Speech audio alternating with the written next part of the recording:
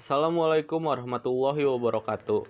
Nama saya Muhammad Jidan Al-Fakri dari kelas 11 Farmasi Industri 2. Saya adalah salah satu anggota dari kelompok CTM.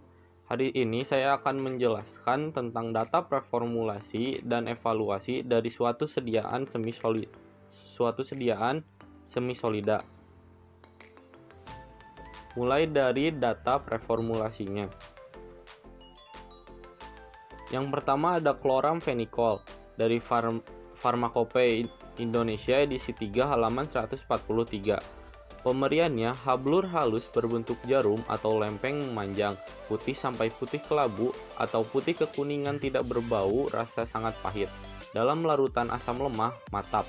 Kelarutannya, larut dalam kurang lebih 400 bagian air, dalam 2,5 bagian etanol 95% P, dan dalam 7 bagian propylen glikol P, sukar larut dalam kloroform P dan ether P. Kegunaannya yaitu sebagai antibiotikum. Kemudian yang kedua ada HPMC Depkes RI 1995. Pemberiannya serbuk hablur, tidak berbau dan tidak memiliki rasa, larut dalam air. Kelarutannya larut dalam air dingin, praktis tidak larut dalam klorofol, etanol dan ether, tetapi tidak larut dalam campuran etanol dan diklorometan, dalam campuran metanol dan diklorometan dan campuran air dan alkohol. Kegunaannya sebagai zat tambahan. Lalu yang ketiga ada gliserin dari Pharmacopeia Indonesia edisi 3 halaman 271. Pemberiannya cairan seperti sirup, jernih, tidak berwarna, tidak berbau, manis diikuti rasa hangat, higroskopik. Jika disimpan beberapa lama pada suhu rendah dapat memadat, membentuk massa hablur tidak berwarna yang tidak melebur sehingga suhu mencapai lebih kurang 20. Kelarutannya dapat dicampur dengan air dan etanol 95% P, praktis tidak larut dalam kloroform P, dalam ether P, dan dalam minyak lemak. Kegunaannya sebagai zat tambahan. Yang keempat ada natrium benzoat. Pharmacopeia Indonesia edisi 3 halaman 395. Pemberiannya butiran atau serbuk hablur putih, tidak berbau atau hampir tidak berbau. Kelarutannya larut dalam 2 bagian air dan dalam 90 bagian etanol 95% P. Kegunaannya sebagai zat tambahan. Yang kelima ada etanol 95%. FI edisi 3 halaman 65. Pemberiannya cairan tak berwarna, jernih, mudah menguap dan mudah bergerak. Bau khas, rasa panas, mudah terbakar dengan memberikan nyala biru yang tidak berasap. Kelarutan, sangat mudah larut dalam air, dalam kloroform P, dan dalam ether P. Kegunaannya sebagai zat tambahan. Lalu yang keenam ada Aquades. Pemberiannya cairan jernih tidak berbau, tidak berwarna, dan tidak berasa. Kelarutan dapat dicampur dengan pelarut polar lainnya. Kegunaan sebagai pelarut. Fungsi masing-masing bahan. Yang pertama, bahan chloramphenicol sebagai zat aktif. Yang kedua ada HPMC sebagai gliserin. Yang ketiga ada natrium benzoat sebagai pengawet. Yang kelima ada etanol 95% sebagai pelarut. Dan yang terakhir ada Aquades sebagai pelarut atau pembawa. Yang C, sekarang ada penimbangan chloramphenicol 3/100 kali 30 sama dengan 0,9 gram. Yang kedua ada HPMC 10/100 kali 30 sama dengan 3 gram. Yang ketiga ada gliserin 7/100 kali 30 sama dengan 2,1 gram. Yang keempat ada natrium benzoat 0,3/100 kali 30 sama dengan 0,09 gram. Etanol 95% 3,333/100 kali 30 sama dengan 0,999 mili.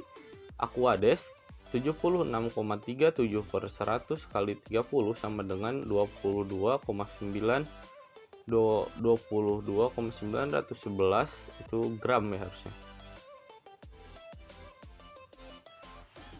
Yang D ada pembuatan. Yang pertama, siapkanlah alat dan bahan, buat basis, timbang HPMC 3 3 gram dispersikan dalam 6 mili air panas yang diaduk cepat untuk mencegah terbentuknya aglomerat sampai membentuk larutan koloid yang bersifat asam dan viskositas rendah.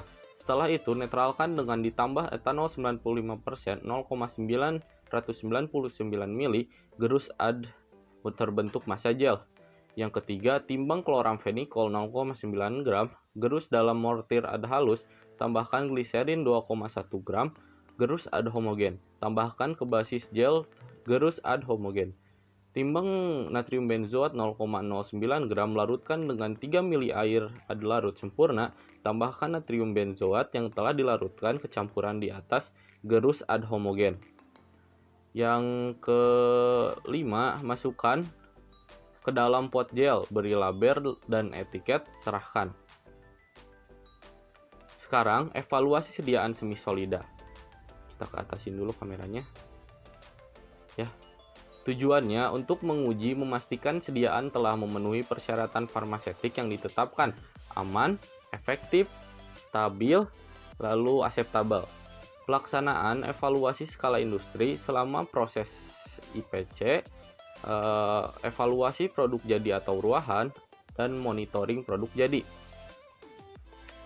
Yang pertama ada aspek farmasetik.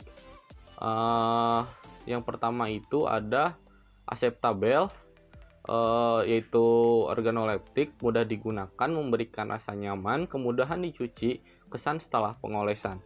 Ya, lalu ada aspek farmasetik aman, tidak toksik, tidak memberikan ESO yang berbahaya.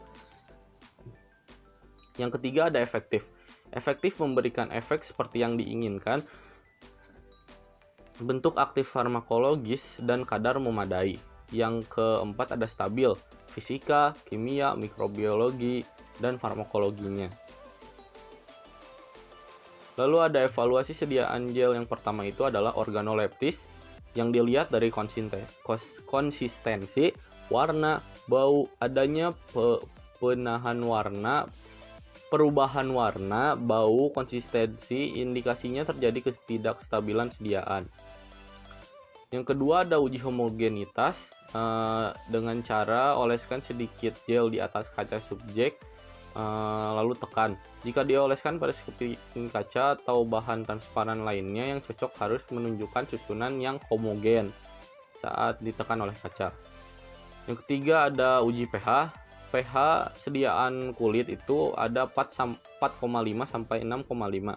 pH sediaan kulit terkait iritasi kulit bila terlalu asam dan basa, terkait dengan bentuk kimia bahan aktif, larut terlon dan tak terlon, dan stabilitas bahan obat, mengacu pada spesifikasi pH yang ditetapkan. Yang keempat ada viskositas. Ini ada viskositas basis mempengaruhi mobilitas air, viskositas mobilitas waktu mencapai membran, absorpsi lama, lag time lama. Fungsi alat viskositas Brookfield di atas adalah untuk mengukur tingkat viskositas dalam sediaan semi solid dan menjamin kemudahan penggunaan dan pengolesannya. Yang kelima ada stabilitas. Stabilitas itu dilakukan uji dipercepat dengan agitasi atau sentrifugasi mekanik, disentrifugasi dengan kecepatan sekitar 3000 rpm, dan amati apakah terjadi ada pemisahan atau tidak dari Lachman halaman 1081. Itu adalah contoh alat sentrifugasinya.